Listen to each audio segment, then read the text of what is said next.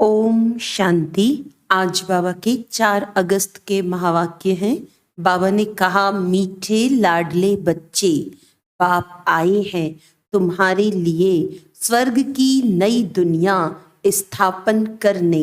इसीलिए इस नरक से दिल न लगाओ, इनको भूलते जाओ। प्रश्न है, रहमदिल बाप तुम बच्चों पर किस रूप से कौन सा रहम करते हैं?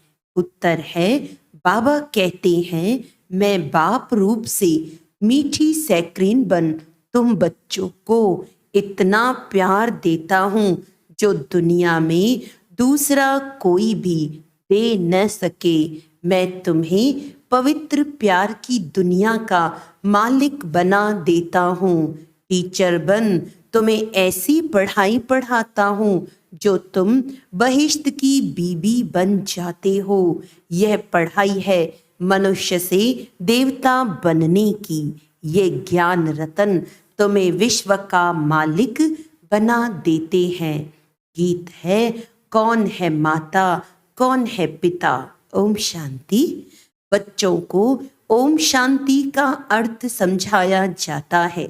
ओम का अर्थ है आई एम आत्मा।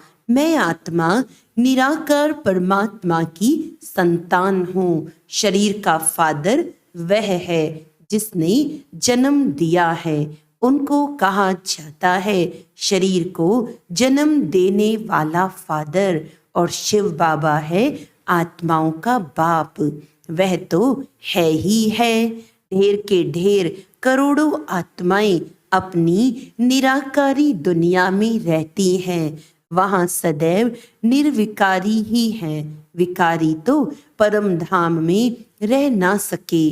पहले तो ये बात पक्की करनी पड़ेगी, मैं आत्मा, मेरा बाप परमात्मा। आत्मा के संबंधी सब भाई भाई हैं। इस शरीर के बाप को कहा जाता है लौकिक बाप। आत्मा के बाप को कहा जाता है पारलौकिक बाप, जो सभी का एक ही है। पुकारते भी है ना, ओ गॉड फादर, ओ पतित पावन रहम दिल। ये आत्मा ने पुकारा बाप को। आत्मा इस शरीर के साथ दुखी है। फिर सतयुग में आत्मा को शरीर के साथ सुख है। इसीलिए उसका नाम ही है सुख धाम, स्वर्ग। यह है नरक। गाया भी जाता है ना, दुख में सिमरन सब करे। याद करते हैं पतित पावन को, समझते हैं पतित पावन बाप ऊपर परम धाम में रहता है। गंगा को पतित पावनी नहीं कहेंगे। गंगा को तो इन आँखों से देखा जाता है। निराकार बाप को अथवा आत्मा को नहीं देखा जा सकता। परमपिता परमात्मा प्राणदाता, जो दिव्य चक्षु विधाता है, उनको कहा जाता है ओ गॉड फादर क्रिएटर। अच्छा, फिर मदर कहाँ से आई? मदर बिगर बाप सृष्टि की रचना कैसे रचे? मदर तो जरूर चाहिए ना। गॉड फादर मनुष्य सृष्टि का रचयिता, वह है सबका बाप। फादर है तो मदर भी जरूर होगी। बाप आकर समझाते हैं, मैं हूँ ही निराकार। मैं जब आऊं शादी करूं तब बच्चे होंगे, परंतु शादी तो करनी नहीं है, बच्चे पैदा करने हैं। शादी बिगर बच्चों को मैं एडॉप्ट करता हूँ। समझो, कोई को स्त्री नहीं है। चाहते हैं कि अपनी मिल्कियत किसको देकर जाऊं। फिर धर्म के बच्चे बनाते हैं, एडॉप्ट करते हैं, तो माँ बाप दोनों ठहरे ना। तो बेहद का बाप कहते हैं कि मैं भी फादर हूँ, मैं कैसे रचूं? समझ की बात है ना। बाप खुद आकर समझाते हैं, मुझे शरीर तो चाहिए ना, तो इनका आधार लेता हूँ। तुम कहते हो हम ईश्वर की संतान हैं। ईश्वर की संतान तो सब हैं, परंतु इस समय बाप सम्मुख आया हुआ है, तुम बच्चों को गोद में लेते हैं। तुम समझते हो हम बाबा के बच्चे बने हैं। बाप है स्वर्ग का रचयिता, स्वर्ग का मालिक बनाने के लिए राजयोग सिखलाते हैं, खुद बैठ बतलाते हैं। मैं निराकार गॉड फादर हूँ। निराकार को मनुष्य सृष्टि का रचयिता कैसे कह सकते? तो बच्चों को एडॉप्ट कर उन्हों को ही बैठ समझाते हैं कि मैं शिव निराकार हूँ, तुम भी निराकार आत्माएं हो। तुम गर्भ जेल में आते हो, मैं गर्भ जेल में नहीं आता हूँ। तुम्हारे लिए आधा कल्प गर्भ महल, आधा कल्प है गर्भ जेल, क्योंकि आधा कल्प माया रावण पाप कराती है। सतयुग में माया होती नहीं जो पतित दुखी बनाए। मैं 21 जन्मों के लिए तुमको स्वर्ग का वर्षा देता हूँ। नई दुनिया स्वर्ग को कहा जाता है। मकान भी पुराना होता है तो पुराने को छोड़ नए में जाते हैं। यह भी पुरानी दुनिया है ना, वह है नई दुनिया, गोल्डन एज, पावन दुनिया। तो बाप कहते हैं लाडले बच्चे, मैं तुम्हारे लिए स्वर्ग स्थापन कर रहा हूँ। तुम फिर नरक से दिल क्यों लगाते हो? अब नरक को भूल जाओ, मुझ बाप और स्वर्ग को याद करो, पुरानी दुनिया को भूलते जाओ। यह है बेहद का सन्यास। पुरानी देह सहित जो कुछ भी देखते हो उनका भी ममत्व छोड़ो। समझो हम सब कुछ ईश्वर को देते हैं। ये शरीर, धन दौलत, बच्चे आदि सब खत्म हो जाने वाले हैं। यह वही महाभारी महाभारत लड़ाई है जिसके द्वारा मुक्ति जीवन मुक्ति के गेट्स खुलने हैं। हरि का द्वार कहते हैं ना। हरि कहा जाता है श्री कृष्ण को, उनका द्वार है वैकुंठ।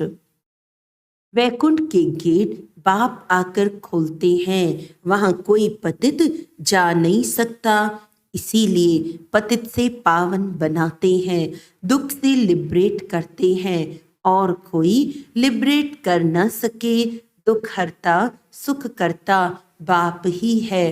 बाप कहते हैं मैं तुमको राजयोग सिखाता हूँ, सदा के लिए सुख देने आया हूँ। मैं तुम्हारे लिए वैकुंठ हथेली पर लाया हूँ। तुम राजयोग सीखकर मनुष्य से देवता बनते हो। बुद्धि भी कहती है कि बरोबर समझ की बातें हैं। समझो ये पुरानी दुनिया है, फिर ये नई बनेगी। सर्वशक्तिमान एक ही बाप है जो अपनी शक्ति से स्वर्ग का मालिक बनाते हैं। चाहते भी हैं एक राज्य हो, ऑलमाइटी अथॉरिटी राज्य हो। सो तो सतयुग त्रेता में अटल अखंड सुख शांति में देवी देवताओं की राजधानी थी, कोई विघ्न नहीं था। उनको अद्वैत राज्य कहा जाता है। दूसरा धर्म ही नहीं जो दुखी बने। अभी देखो भल क्रिश्चियन एक ही धर्म के हैं तो भी उन्हों की आपस में बहुत लड़ाई होती है, क्योंकि माया का राज्य है। सतयुग में माया होती नहीं। अभी कहते हैं ओ गॉड फादर रहम करो। बाप कहते हैं रहम तो सब पर करूँगा, सब बच्चों को पापों से मुक्त करता हूँ, अर्थात पतित दुनिया से लिबरेट करता हूँ। तुम सब आत्माओं को ले जाता हूँ निराकारी दुनिया में। बाकी शरीर तो भस्म हो जाएंगे। नेचुरल कैलेमिटीज गाई हुई हैं, आसार भी देख रहे हो। फैमन पड़ना जरूर है। अब बाप कहते हैं इस छीछी दुनिया से ममत्व तोड़ो। बेहद का बाप है सैक्रीन। कहते हैं मैं जो तुमको प्यार करता हूँ सो कोई कर ना सके। अभी तुमको पवित्र दुनिया का मालिक बनाता हूँ। राजाई के लिए तुम पढ़ रहे हो, एम ऑब्जेक्ट बुद्धि में है। नया तो कोई समझ ना सके जब तक कि कोई बैठ उनको समझाए। एक हफ्ता बैठ समझे कि मनुष्य से देवता बनना है, इसीलिए बाप को जादूगर कहा जाता है। ज्ञान रत्नों से मनुष्य को देवता बनाता हूँ। उनको रत्नागर, सौदागर, मुसाफिर भी कहते हैं। तुमको आकर स्वर्ग की महारानी महाराजा बनाते हैं। मुसाफिर कितना हसीन है। तुम जो कोई काम के नहीं थे, अब तुमको पढ़ाकर बहिश्त की बीबी बनाता हूँ। तुम जानते हो हम सूर्यवंशी चंद्रवंशी बनने के लिए पढ़ रहे हैं। परमात्मा पढ़ाते हैं। तुम यहाँ क्या पढ़ते हो? तुम कहेंगे मनुष्य से देवता बनने के लिए पढ़ रहे हैं, क्योंकि ये आसुरी गुणों वाली मनुष्य सृष्टि विनाश होने वाली है। कहते भी हैं मुझ निर्गुण हारे में कोई गुण नहीं, तो वही रहमदिल बाप बैठकर तुमको पढ़ाते हैं। सभी धर्मों वाले एक निराकार बाप को ही परमात्मा मानेंगे। मनुष्य भल गॉडफादर कहते हैं, परंतु जानते नहीं कि वे कौन है, कहाँ आते हैं। अभी तुम जानते हो वे पुरानी पतित दुनिया में आते हैं, क्योंकि पावन दुनिया स्थापन करते हैं। पुरानी दुनिया को नई दुनिया बनाते हैं। नई दुनिया में तो सुख ही सुख है। बाबा कहते हैं नई दुनिया स्थापन करने वाले कल्प कल्प नई दुनिया स्थापन करने कल्प कल्प मुझे आना ही है। यह तो बुद्धि समझती है कि रात के बाद है दिन, फिर चक्र में कलयुग आता है। कलयुग के बाद फिर सतयुग जरूर होगा। तुम बच्चों को कहा ही जाता है स्वदर्शन चक्रधारी। आत्मा जानती है मैं 84 जन्म कैसी लेती हूँ। कोई मनुष्य मनुष्य को सदगति दे न सके, मैं ही आकर समझाता हूँ। हम तुमको पावन बनाते हैं। योग बल से तुम विश्व पर जीत पाते हो। बाप है सर्वशक्तिमान। बाप से तुमको बेहद का वर्षा मिलता है। आकाश, पृथ्वी, सागर आदि सब तुम्हारा हो जाएगा। यहाँ तो देखो आकाश पर भी हद, पानी पर भी हद लगी है ना। कहते हैं हमारे पानी के अंदर तुम नहीं आओ। तुम तो वहाँ सारे विश्व पर राज्य करते हो ना। स्वर्ग तो फिर क्या, स्वर्ग को भूल नहीं सकते। मनुष्य जब मरते हैं तो कहते हैं स्वर्गवासी हुआ, परंतु स्वर्ग है कहाँ? जरूर नरक है ना। यह है ही हेल। सब मनुष्य दुखी हैं, पतित हैं। ये राज्य ही रावण का है, जिसको जलाते रहते हैं, परंतु जलता ही नहीं है। रावण को 200 फुट लंबा बनाते हैं और बढ़ाते रहते हैं। दिन प्रतिदिन लंबा करते रहते हैं, परंतु समझते नहीं हैं। यह समझ की बातें हैं। यहाँ देखो मुरली चलती है तो फिर टेप में भरी जाती है, क्योंकि गोपिकाएं मुरली बिगर रह ना सके, तो यह प्रबंध है। मुरली बिगर तो तड़फते हैं, क्योंकि ये मुरली है हीरे जैसा जीवन बनाने वाली। यहाँ बाबा पढ़ाते हैं जो मुरली फिर लंदन अमेरिका तक जाती है। बच्चे सुनकर बहुत खुश होते हैं। गाया हुआ है गोपिकाएं मुरली बिगर रह नहीं सकती थी। यह नॉलेज गॉडफादर ही सुनाते हैं। मुख्य एक बात समझानी है कि यह हमारा बेहद का बाप है। इनसे स्वर्ग का वर्षा मिलता है। आत्मा कहती है मेरा बाप परमात्मा है, वे आत्माओं को पढ़ा रहे हैं। ऐसा और कोई कह ना सके कि मैं परमात्मा तुम आत्माओं को पढ़ाता हूँ। ऐसे भी नहीं कहेंगे कि मैं परम आत्मा नॉलेजफुल हूँ। तुम बच्चों को बहुत अच्छी रीति समझाया जाता है, परंतु सबकी बुद्धि एक रस तो नहीं होती है। कोई की सतो प्रधान बुद्धि है, कोई की सतो रजो तमो। इसमें टीचर क्या करेंगे? टीचर कहेंगे पढ़ाई पर पूरा अटेंशन नहीं देते थे। गॉडफादर है नॉलेजफुल, जैसे टीचर नॉलेजफुल है, स्टूडेंट को पढ़ाते हैं, आप समान बनाते हैं, वैसे इस सृष्टि चक्र की नॉलेज गॉडफादर के पास ही है और कोई नहीं जानते। बाप ही नॉलेज सिखलाए, नॉलेजफुल बनाते हैं। बाप है नॉलेजफुल, सबसे ऊंचा जिसका नाम है, ऊंचा ठाव है। ब्रह्मा विष्णु शंकर है सूक्ष्म वतनवासी। 3rd ग्रेड में है मनुष्य। मनुष्यों में भी ग्रेड है। सतयुग में मनुष्यों की ग्रेड बड़ी ऊंची रहती है। तुम गोल्डन एज में जाते हो, आयरन एज खत्म हो जाएगा। गोल्डन एज है तो सिल्वर एज नहीं, कॉपर एज है तो आयरन एज नहीं। ये सब बातें बुद्धि में रखनी है, इसीलिए चित्र बनवाए हैं। सतयुग में बहुत थोड़े मनुष्य होते हैं, कलयुग में तो ढेर के ढेर मनुष्य हैं। पूछते हैं बाबा विनाश कब होगा? विनाश तब होगा जब नाटक पूरा होगा, सब चले जाएंगे।